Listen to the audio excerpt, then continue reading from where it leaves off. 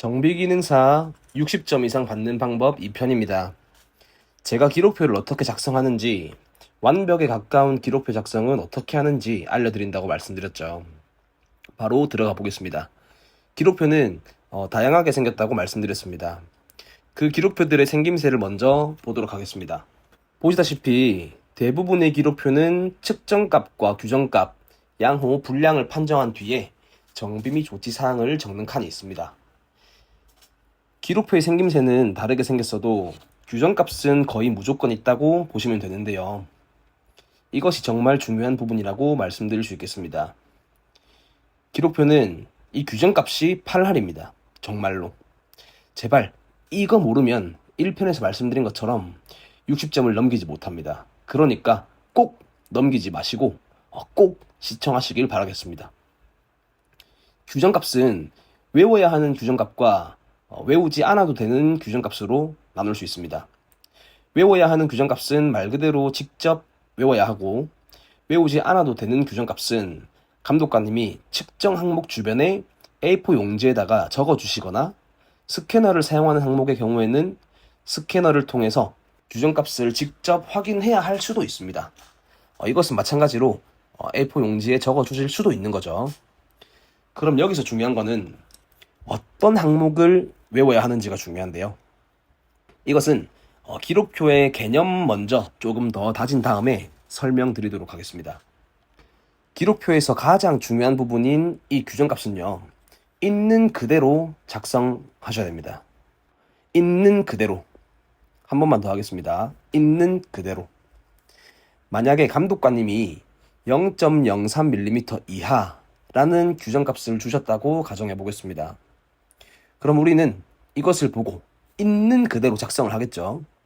그러면 여러분들 지금 잠시 일시 정지 버튼 눌러두고 아무 때나 한번 써보세요.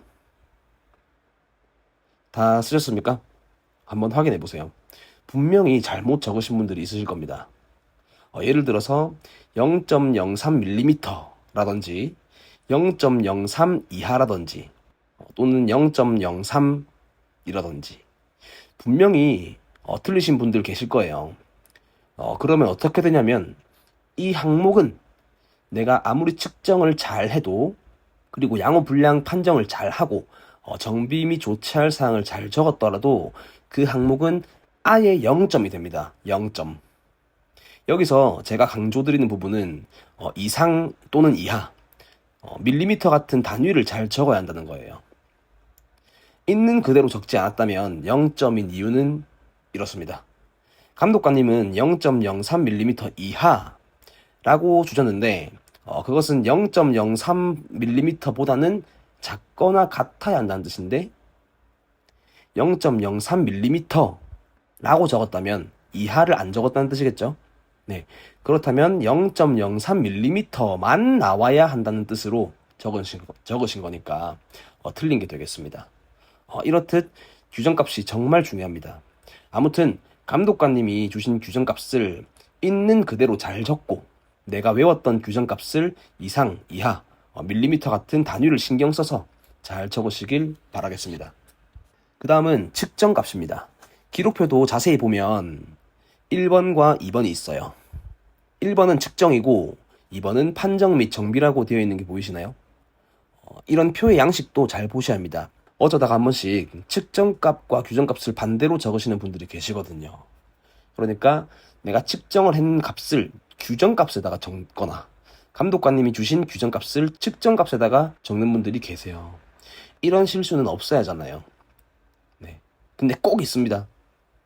아무튼 1번과 2번이 있다는 뜻은 부분 점수가 있다는 뜻이 되겠습니다. 근데 규정값을 틀리면 해당 항목은 아예 0점이 되지만 규정값을 잘 적었다면 다른 부분들에서는 감점만 생길 수 있다는 뜻이겠죠. 다시 말해서 측정값에도 단위를 잘 적어야 한다는 말이 되겠습니다. 그리고 그 다음은 판정인데 판정은 쉽죠. 뭐 딱히 없습니다. 범위를 보시고 양호 또는 분량에 체크하시면 되고 마지막으로 정비 및 조치할 사항입니다. 기록표는 감독관님에게 제출해서 감독관님이 판단하는 것입니다. 그렇죠? 그러면 나만 알아볼 수 있게 적는 게 아니라 감독관님이 알아보실 수 있게 적어야 한다는 겁니다. 알아볼 수 있게 적는다는 뜻은 글씨도 잘 써야겠지만 당연히 육하 원칙에 의거해서 적는다는 뜻이 되겠습니다. 예를 들어서 크랭크 축이 불량해서 조치사항을 적으려고 한다면 어떻게 적으면 될까요? 교환 이러면 틀렸습니다. 교환이라고만 하시면 틀렸습니다. 왜 틀렸나요? 교환하면 뭘 교환한다는 건지 모르지 않습니까? 나만 아는 거잖아요. 감독관님이 알아보시려면 어떻게 적어야 됩니까? 크랭크 축을 교환한다 라는 그 목적어가 들어가 있어야 한다는 겁니다. 그러면 크랭크 축 교환 이라고 적으면 되겠는데 기록표에는 무조건 들어가야 하는 말이 하나 있습니다. 바로 재점검, 재점검이라는 단어입니다. 교환만 한다고 해서 끝나는 게 아니라 다시 한번 확인을 해서 고객에게 자동차를 전달을 해야 됩니다. 그래서 정리하자면 크랭크 축 교환 후 재점검이 되어야 한다는 것입니다. 이 말을 보면 어떤 것을 교환해야 하는지 명확히 들어가 있고 재점검도 들어가 있어서 정답에 가장 가깝다고 볼 수 있겠습니다. 근데 모든 기록표가 이렇게 간단하지만은 않아요. 예를 들어서 주차 레버 클릭수 측정 같은 경우를 한번 보겠습니다. 주차 레버 클릭수 같은 경우에는 측정값이 규정값보다 높거나 낮을 수가 있습니다.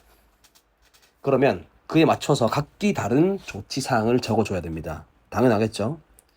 그런데 측정값이 높다고 한번 생각해 보겠습니다.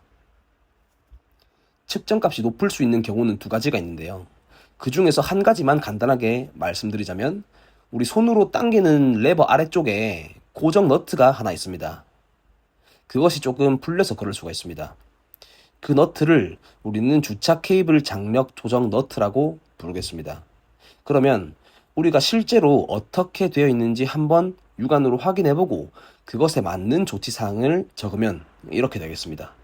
주차 케이블 장력 조정 너트로 케이블 장력을 규정값 내로 조정 후 재점검. 여기서는 무엇을 어떻게 조치하는지 자세히 나와 있죠.